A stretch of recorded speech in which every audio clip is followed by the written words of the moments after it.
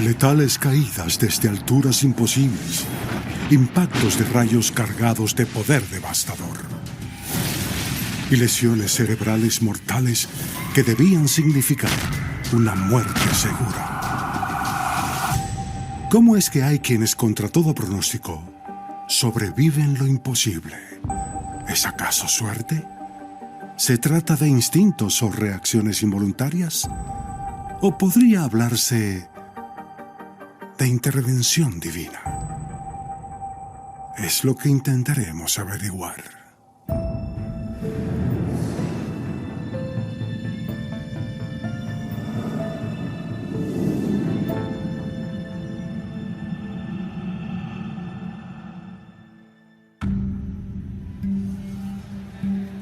Hiroshima, Japón, 6 de agosto 1945, 8:15 de la mañana.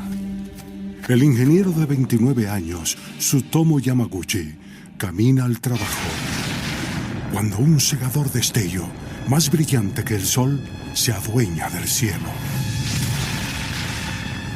Él aún no lo sabe, pero la primera bomba atómica del mundo acaba de explotar sobre la ciudad, con la fuerza de 15.000 toneladas de TNT, creando una brutal onda expansiva que lo desintegra todo a su paso.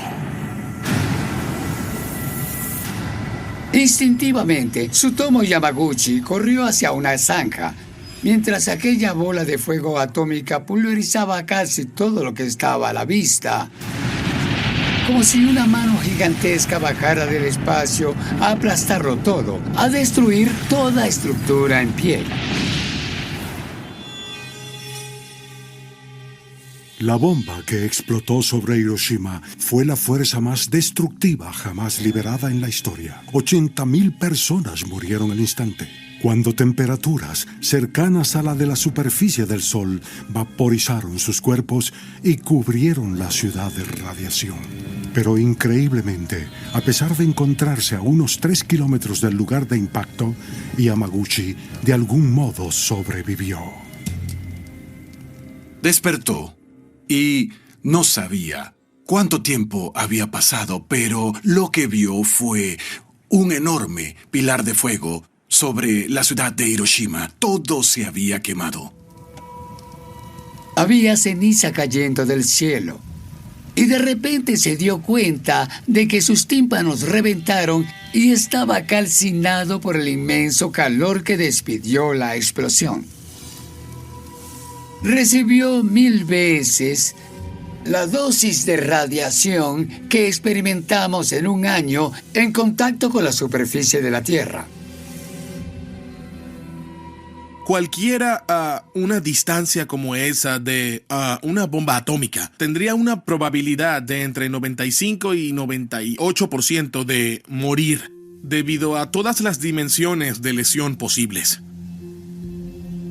Que Tsutomu Yamaguchi sobreviviera a la devastación nuclear de Hiroshima es más allá de incomprensible. Pero lo que es aún más inverosímil es que apenas 3 días más tarde, el 9 de agosto de 1945, lo volvió a hacer. Yamaguchi era oriundo de Nagasaki. Luego de la explosión nuclear, quería estar con su familia. Así que tomó un tren y viajó 300 kilómetros de Hiroshima a Nagasaki. Y entonces, por segunda vez, nota la brillante luz que proviene de una detonación atómica, la de la bomba de Nagasaki, y se repite la tragedia. Estaba en su oficina con su supervisor y sus colegas, y en ese instante estalló la bomba de Nagasaki. Inmediatamente se escondió debajo de la mesa, bajo su escritorio. Él sobrevivió, pero todos sus compañeros fallecieron. Más de 75.000 personas murieron tras el bombardeo de Nagasaki. Pero una vez más, Tsutomu Yamaguchi sobrevivió un letal estallido atómico con apenas heridas menores. Aún más increíble, A pesar de verse expuesto a una segunda dosis mortal de radiación en solo 3 días, vivió una vida de hecho saludable hasta que falleció a los 93 años de edad. 2 dosis continuas de radiación a 3 días la una de la otra. Es absolutamente terrible. Se esperaría que destruyeran su cuerpo, sus órganos. Pero, de una u otra manera, el cuerpo de este sujeto soportó el esfuerzo, demostrando que nuestros cuerpos tienen y son capaces de mucho más de lo que creemos. Y esta extraordinaria circunstancia es la prueba. Desde una perspectiva médica, es casi una afrenta a la ciencia. Algo más debió influir. Quizás su deseo de vivir y, quién sabe, tal vez ese elemento de voluntad que la ciencia no sabe cuantificar tuvo algo que ver en ello. La supervivencia de Tsutomu Yamaguchi parece desafiar toda lógica, razón por la que algunos se la atribuyen al destino. Cuando hablamos de supervivencia, pensar en el destino resulta interesante porque es una creencia enraizada en la sociedad desde que existe registro histórico. Por ejemplo, en la antigua Grecia, muchas filosofías se basaban en que los dioses del Monte Olimpo casi jugaban a los dados y así decidían el futuro de los mortales en la tierra. En el hinduismo, el concepto del karma a menudo está en combinación con un modelo del destino. Y tiene sentido si pensamos en aquellos que sobreviven desastres de cualquier tipo, cuando todo apuntaba a que debían morir y milagrosamente salen caminando de tales situaciones. Y a modo de hallarle sentido a lo que ocurrió, escuchamos, había un plan para mí. ¿Realmente es posible que Tsutomu Yamaguchi estuviera destinado a soportar los bombardeos de Hiroshima y Nagasaki? Quizá encontremos respuestas en la historia de otro sobreviviente que se sobrepuso a obstáculos absurdos no solo en 2, sino en 4 oportunidades. 14 de abril, 1912, 11:40 de la noche. En lo profundo de las entrañas del lujoso RMS Titanic, Arthur John Priest está paleando carbón hacia las enormes calderas del navío. Cuando este golpea un iceberg de 120 metros, el hielo penetra el casco y Priest queda a oscuras, mientras el cuarto de calderas al instante es inundado por las heladas aguas del Atlántico Norte. El lugar donde Priest trabajaba con los otros operarios estaba bajo el agua. Era el más vulnerable. El agua entró por allí a gran velocidad. La probabilidad de supervivencia era mínima. De algún modo, mientras el barco se hundía y se despedazaba, él logró salir de bajo cubierta y escapar. La mayoría de los sujetos como él no llegaron a los botes salvavidas. Y él tampoco. Cayó al agua a una temperatura de 2 grados bajo cero por debajo del punto de congelación. La información que existe indica que Arthur John Priest nadó por unos 30 minutos antes de abordar un bote salvavidas. Lo que parece una hazaña sobrehumana, dada la cantidad de vidas humanas que se perdieron junto al Titanic. Sobrevivir al Titanic ya de por sí es increíble, pero lo que es de verdad excepcional sobre Arthur John Priest es que en los 5 años siguientes se vio involucrado en otros 3 catastróficos naufragios. Él sobrevivió 4 naufragios entre 1912 y 1917. No solo salió con vida del Titanic, también estuvo presente cuando se hundió el Alcantara en 1916. Luego trabajó en el Britannic, que naufragó a finales del mismo año. Y el último buque en el que sirvió fue otro barco hospital, el Donegal, que fue torpedeado por un submarino alemán en el Canal de la Mancha en 1917. Para que Arthur Priest sobreviviera a los 4 naufragios, algo debe haber estado protegiéndolo. Porque desafió toda probabilidad, suerte, casualidad o lo que fuera. Creo que nuestros cuerpos y mentes pueden llevarnos muy lejos, pero llega el punto en que hay que recurrir a la fe. ¿Será el destino de algunos eludir la muerte? Hay historias que nos llevan a preguntárnoslo, y sin embargo hay opiniones de que algunos relatos de supervivencia no son obra del destino, sino del sorprendente poder curativo del cuerpo humano. Cavendish, Vermont, 1848.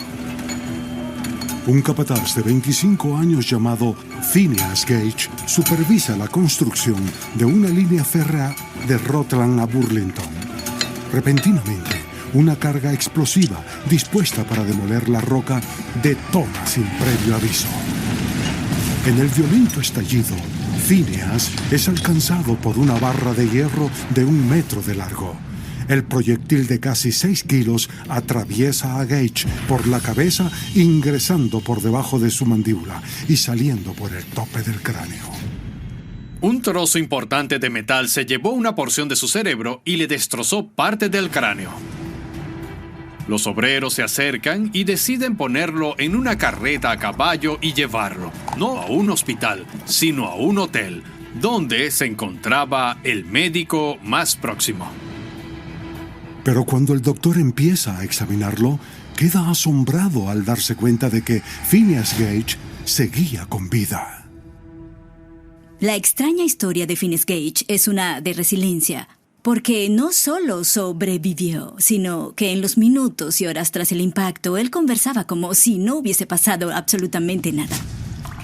En el 99% de los casos, la muerte era segura, pero a pesar de que su cerebro y cráneo fueron severamente dañados, él nunca perdió la conciencia y logró salir vivo de aquello, viviendo el resto de su vida en relativa normalidad. Por eso, el curioso caso de Phineas Gage es tan único y sigue siendo tema de conversación. En la opinión de cualquiera, que una barra de hierro atraviese la cabeza de alguien es sinónimo de muerte instantánea. Entonces, ¿cómo es posible que Phineas Gage no solo sobreviviera, sino que se mantuviera consciente durante toda la experiencia? Bien, de acuerdo con expertos en medicina, puede haber cierta relación con la sorprendente capacidad del cerebro de reconectarse, por así decirlo. Este caso fue el que dio inicio a la obsesión con comprender las diversas partes del cerebro humano. Es posible que hubiese materia que saliera despedida, pero lo interesante es que nada de lo que salió volando era lo suficientemente crítico como para que él dejara de vivir. La supervivencia de Phineas Gage a ese evento demuestra que el cerebro humano es neuroplástico, es decir, capaz de volver a crecer, de manera que, ante una herida, esa neuroplasticidad implica que el cerebro intentará, hasta donde le sea posible, empezar a autorrepararse.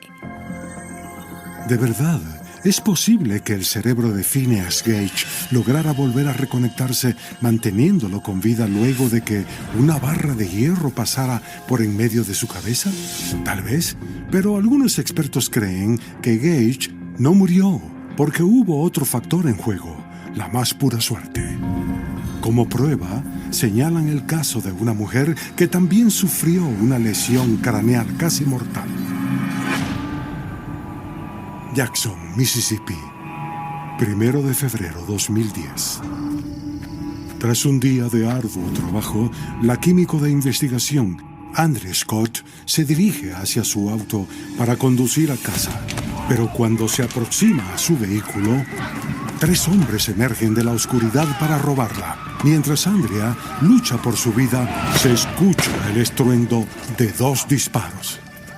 Recuerdo estar en el suelo y luego ponerme de pie. Intenté alejarme de allí. Estaba temblando. Tenía mucho frío. Creo que todo mi cuerpo estaba en shock. No tenía idea de que me habían disparado. No comprendía el estado tan grave en el que me encontraba. Andrea es trasladada con urgencia a un hospital. Increíblemente, está despierta y consciente de lo que sucede durante todo el trayecto. Solo cuando ingresa a emergencias se da cuenta de la gravedad de sus heridas. Cuando estaba en emergencias, los doctores me dijeron que había recibido 2 disparos detrás de mi cabeza. Recuerdo que había muchos doctores y enfermeras haciendo un enorme esfuerzo por estabilizarme. Nadie creía que iba a vivir para contarlo. Andrea no solo sobrevivió a los 2 disparos en la cabeza, salió caminando del hospital pasados apenas 8 días con heridas menores. Pero, ¿cómo? Hay muchas cosas inauditas en la historia de la señorita Scott.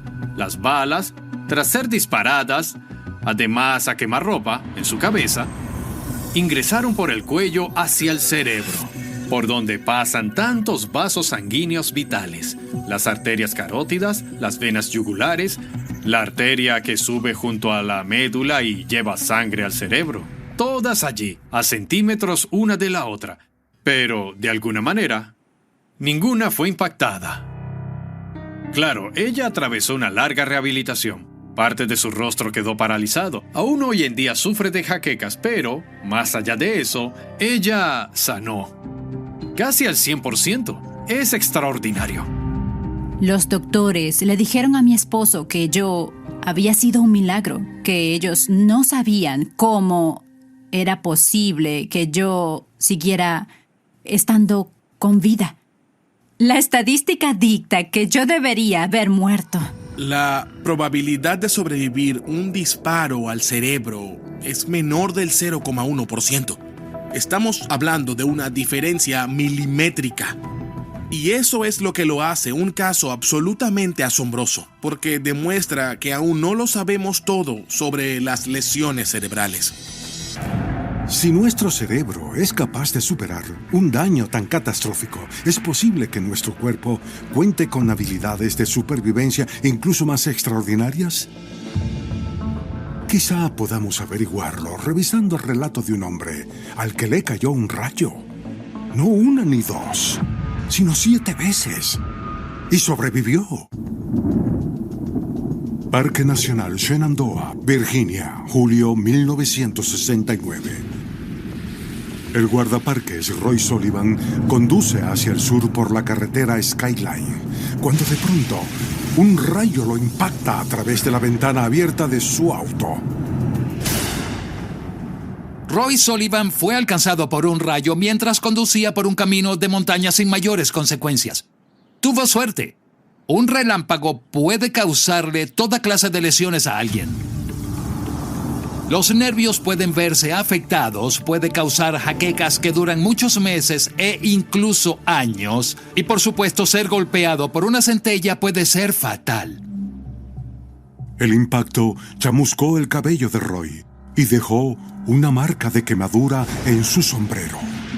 1 de cada 10 personas que son golpeadas por un rayo muere. Los que sobreviven a menudo sufren heridas debilitantes de por vida. Pero por alguna razón, Roy Sullivan salió prácticamente ileso de su accidente. Y para mayor sorpresa, entre 1942 y 1977, Roy Sullivan fue impactado por otros 6 relámpagos y sobrevivió. Cada una de las 6 veces. Roy Sullivan entró al libro Guinness de los récords por ser la persona que en vida fue alcanzada por rayos más veces. Fue apodado el pararrayos humano, el guardarrayos y el hombre relámpago. Un número de factores aumentaron las probabilidades de Sullivan de ser impactado. Trabajaba a la intemperie, no solo en cimas de montañas, sino en torres de vigilancia, movilizándose a menudo por espacios abiertos. Pero el hecho de que le cayeran 7 rayos y no muriera es increíble. Un rayo es una de las fuerzas más devastadoras sobre la Tierra. La electricidad de una centella es de más de 100 millones de voltios. y su temperatura es 5 veces superior a la de la superficie del Sol. Entonces, ¿cómo fue que Roy Sullivan sobrevivió a tan destructivo poder 7 veces? Bien, de acuerdo con algunos especialistas, pudo deberse a que los cuerpos de ciertas personas son más resistentes a la electrocución. El cuerpo humano no es un buen conductor eléctrico. Pero en estos casos, quizá haya algo en el torrente sanguíneo que aumenta la habilidad para generar o retener energía. Por ejemplo, que alguien tenga un nivel elevado de hierro en la sangre y pueda potencialmente conducir mejor un rayo.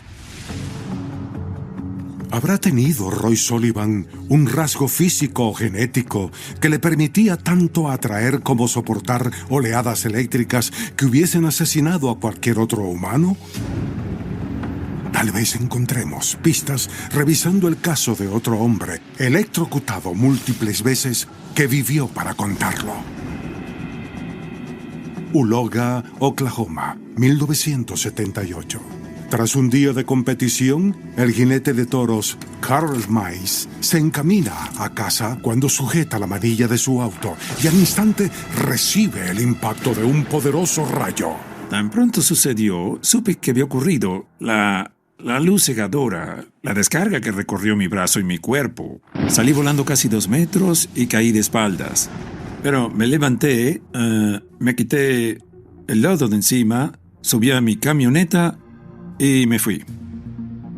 Apenas con dolor muscular, Mice salió ileso de la experiencia. Y como a cualquier otro, no le preocupó que aquello volviera a ocurrirle porque un rayo no cae 2 veces en el mismo lugar. ¿O no? Pero entre 1994 y el 2006, Mice fue alcanzado por un relámpago en otras 5 inexplicables ocasiones. He trabajado por 39 años en refacciones en el Departamento de Electricidad de la Universidad de Oklahoma. Allí trabajamos con alto voltaje.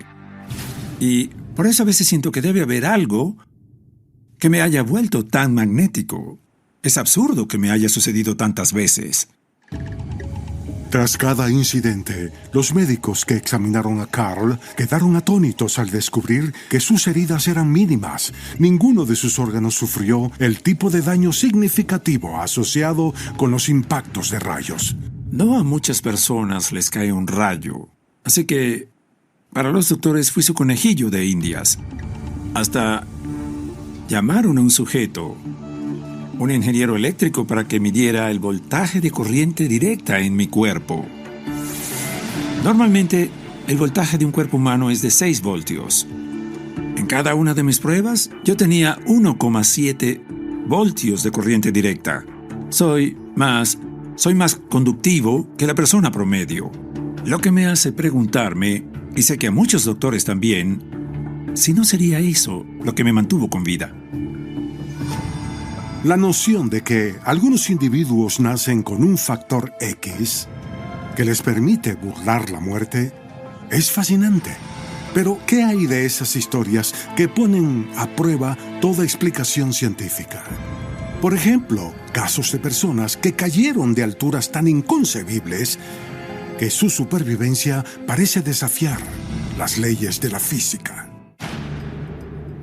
Ciudad de Nueva York, 7 de diciembre de 2007.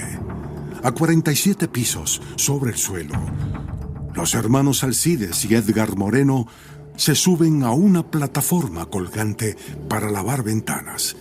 Pero cuando empiezan a trabajar, ocurre el desastre. Un cable se rompió. Yo me sujeté de la plataforma, pero mi hermano cayó. Otro cable se reventó y empezó una caída libre. La plataforma se soltó y entró en caída libre hasta abajo.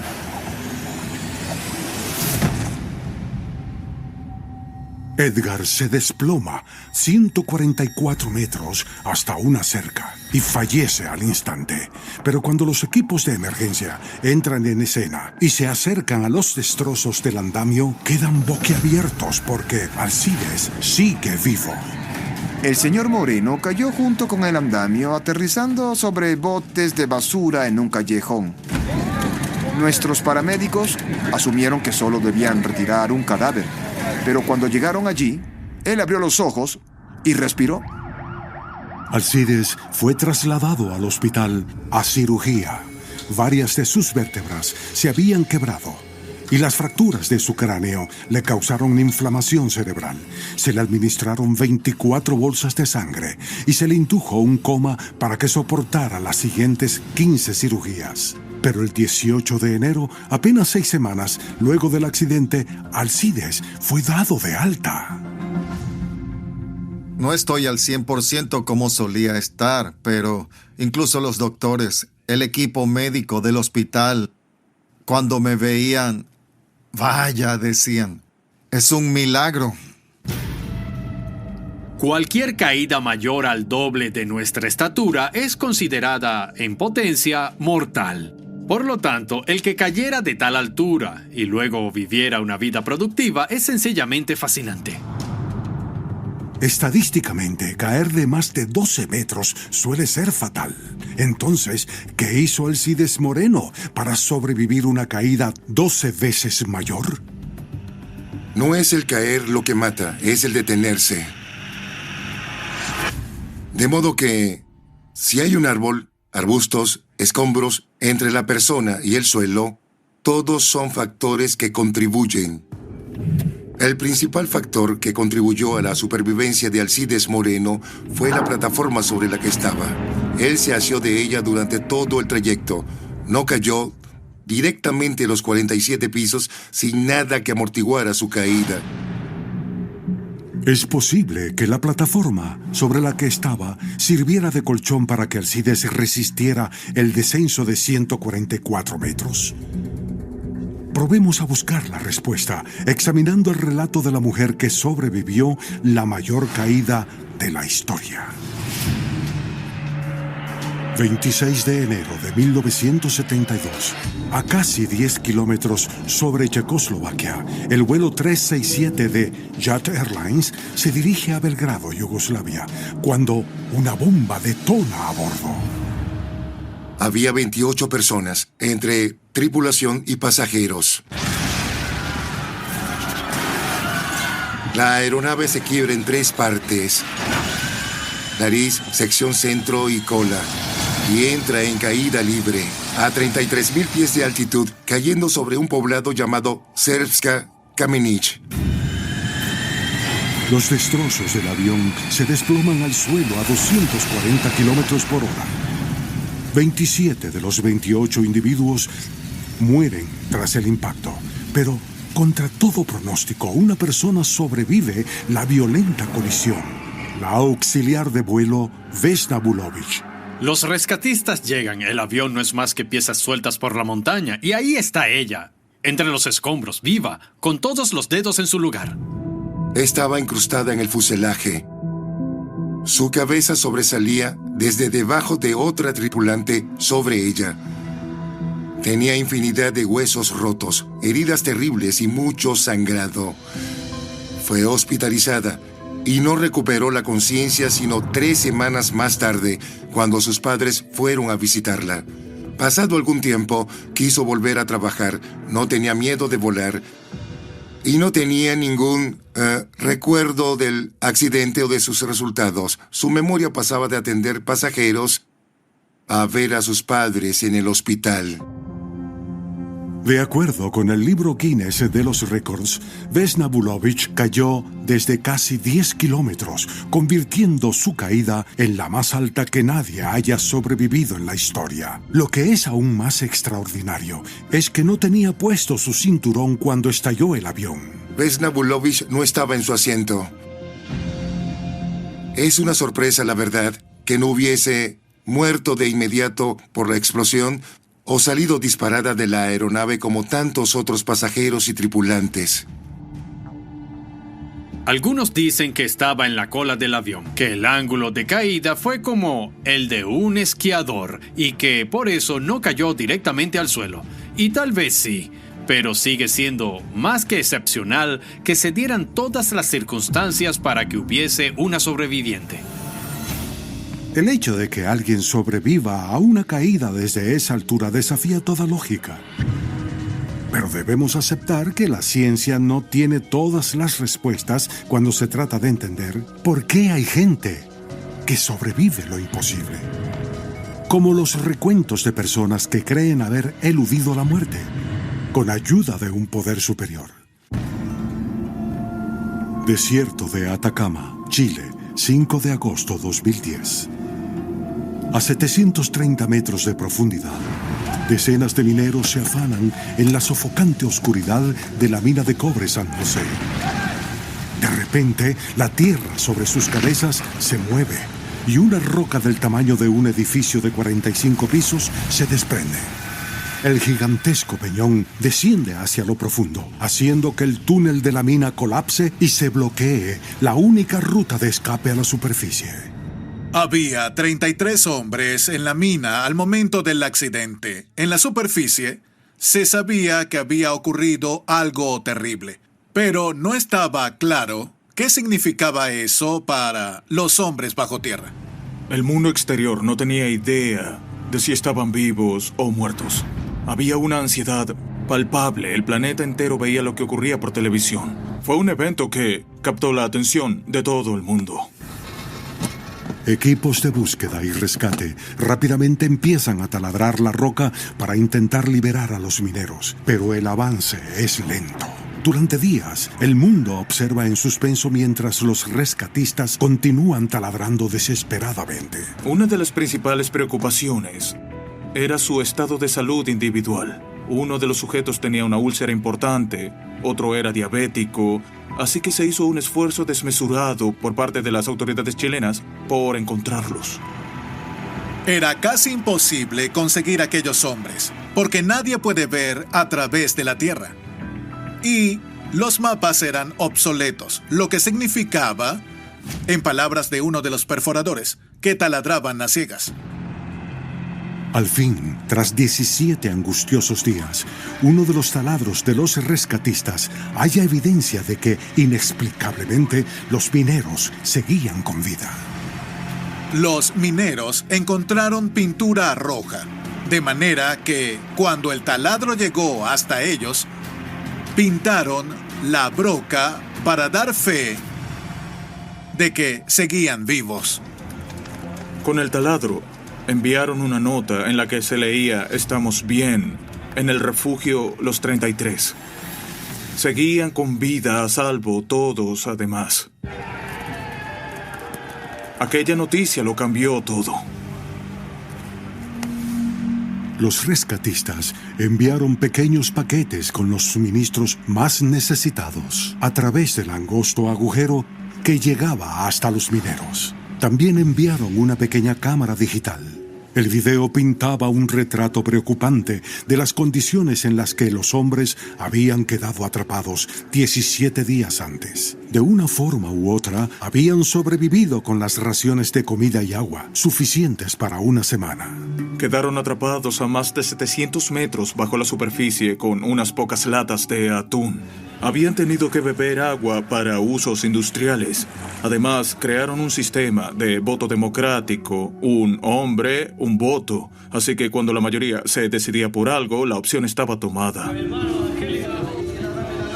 Sin saberlo, los mineros chilenos optaron por una de las estrategias de supervivencia más importantes, como lo fue crear una sensación de colectividad con la cual cada uno se sentía menos solo en medio de aquella pesadilla. Tras descubrir que los mineros no habían fallecido, los rescatistas estimaron que tomaría meses taladrar la roca para devolverlos a la superficie. Era el día 20 de agosto o 22 de agosto cuando los perforadores informaron a las autoridades que lograrían extraer a los hombres para Navidad. Así que había que comunicarles a los mineros que debían permanecer allí abajo 3 meses más. Para combatir la sensación de impotencia, Los hombres atrapados recurren al único refugio que les quedaba: la fe. Personalmente, me impresionó cómo lograron soportar por tanto tiempo gracias a sus creencias religiosas, que sintieran que la oración era otra estrategia que los ayudaría a superar aquello. La literatura es evidencia de que la fe es un factor significativo para la supervivencia. A veces la fe individual, otras veces la fe colectiva. Y lo complejo es que no existe ciencia que la defina por completo. Pero la fe ofrece resultados reales y tangibles para muchas personas. Entre los mineros chilenos, varios eran fieles creyentes desde mucho antes, de modo que rezar juntos, acudir a esa energía en común les dio esperanzas para a diario aguantar un día más. Pasados 69 días, los rescatistas finalmente crearon un agujero con la anchura suficiente para extraer a los mineros. Luego, mientras el mundo entero contenía el aliento, los trajeron a la superficie uno por uno. Y casi milagrosamente, los 33 salieron de allí con vida. Y quizá, aún más increíble, fueron rescatados 2 meses antes de lo que se esperaba. Y los mineros creen firmemente que ese inesperado giro de los acontecimientos demostró que un poder supremo intervino a su favor. El poder de la oración jugó un papel crucial en permitir que los 33 sobrevivieran. Incluso se dijo que Dios era el minero número 34. Varios de los sujetos atrapados allí lo dijeron. En verdad sintieron que fueron rescatados gracias a su fe en Dios. De cara a una situación de vida o muerte, hay quienes optan por recurrir a un poder superior que los ayude a sobrevivir, pero también hay quienes reaccionan muy distinto y cuando son llevados al límite descubren capacidades que no sabían que tenían. Parque Nacional de los Volcanes, Hawái, julio 2005. En esta reserva protegida a la sombra del Kilauea, el ejecutivo de la industria tecnológica, Dewey Gedke, sale a una caminata nocturna. Pero recorriendo el parque de 1.355 kilómetros cuadrados, se pierde. Y al no poder hallar el camino de vuelta a su auto, el paseo de Dewey se transforma en una extenuante lucha por la supervivencia. Aparecieron nubes que cubrieron la luna, se hizo oscuro, hubo más viento. Erré el camino por completo. Y allí comenzó la odisea. Había planeado caminar por 1 hora y media, así que no estaba preparado. Tenía una linterna, una videocámara digital y mis zapatos deportivos. Y eso es lo que recuerdo. A kilómetros de su vehículo y totalmente desorientado en un laberinto de 134.000 hectáreas de afiladas rocas de lava seca, Dewey muy pronto comprende que si pretende ser rescatado, primero debe lograr mantenerse vivo. Estaba agotado, estresado. Tenía una herida que parecía que iba a infectarse y me preocupaba contraer gangrena. No había llevado agua, así que ya empezaba a deshidratarme luego de caminar tanto tiempo, toda la noche. Bien. No sé ya qué hora es. Estoy deshidratado y perdido. No soy experto en supervivencia, pero siempre he sido curioso. Mis amigos me llaman MacGyver desde la escuela. Soy bueno hallando soluciones, descubriendo cómo usar los recursos que tengo a la mano. Para la mañana, ya había levantado un refugio donde dormir otra noche. Diseñé un recolector de lluvia, así que al despertar, contaba con suficiente agua dulce. Me grabé hablando todos los días, dejándoles mensajes a mis hijas. Solo quiero decirles a mis chicas que las quiero con todo el corazón. Estoy haciendo todo lo posible por volver a casa. Si pensaban buscarme, supuse que lo harían desde el cielo. Así que rompí el espejo de mi videocámara y pensaba usarlo para reflejar el sol y hacer señales de emergencia. A esas alturas empecé a sentirme confiado de que en algún momento me rescatarían. Y entonces escuché un helicóptero. Al quinto día de aislamiento involuntario, un helicóptero de recorrido turístico encontró y rescató a Dewey. Tras su rescate, las autoridades le informaron que nadie había sobrevivido por más de 3 días perdido en el parque. Pues bien, ¿cómo fue que un ejecutivo de la industria tecnológica sin experiencia en supervivencia logró aguantar 5? De acuerdo con los expertos, se debió a la capacidad de Dewey de mantener la calma y enfocarse en hallar soluciones ante la adversidad. Acabo de terminar con mi segunda versión de recolector de lluvia. Cuando una persona se halla en una situación de vida o muerte, una interrogante es si sabrá encontrar en sí mismo algo que no sabía que tenía. Hay gente que cuenta con una mezcla de resistencia, adaptabilidad, conocimiento y la capacidad de mantener el norte y la calma. Entre los atributos más comunes de los sobrevivientes está el no concentrarse en lo terrible de las circunstancias, sino asumir que todo saldrá bien. En muchas ocasiones tuve miedo, pero creo que nunca entré en pánico. Hoy en día, en retrospectiva, aprecio todo lo que aprendí porque lo necesitaba. Esa experiencia me enseñó que no solo sé reaccionar, sino utilizar mis emociones a mi favor bajo presión. Y no sabía que era capaz de hacer eso. ¿Acaso nos encantan las historias de individuos que burlan la muerte porque creemos, o quizá esperamos, poder sobrevivir en las mismas circunstancias? Claro que la única forma de averiguarlo implica terminar en una situación de ese estilo, así que tal vez sea mejor que la razón por la que hay quienes sobreviven lo imposible siga siendo inexplicable.